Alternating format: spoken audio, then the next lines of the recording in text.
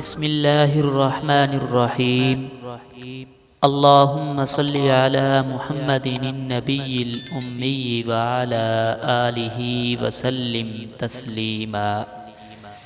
غیر مسلموں کو قبول اسلام سے روکنے کی مذمت۔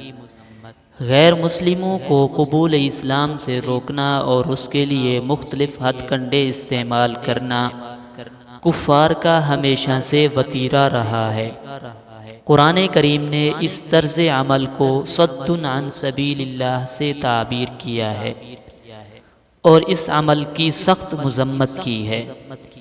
ارشاد خداوندی ہے ان الذین کفروا ينفقون اموالهم لیصدوا عن سبیل اللہ فسینفقونها ثم تکون علیہم حسرة ثم یغلبون، جس کا ترجمہ یہ ہے کہ جن لوگوں نے کفر اپنا لیا ہے وہ اپنے مال اس کام کے لیے خرچ کر رہے ہیں کہ لوگوں کو اللہ کے راستے سے روکیں۔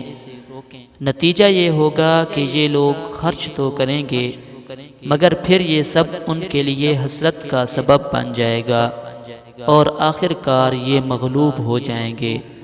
سورۃ الانفال۔ اللہ پاک ہم سب کو اپنے پیارے پیغمبر صلی اللہ علیہ وسلم کے بتائے ہوئے راستے پر چلنے کی توفیق عطا فرمائے۔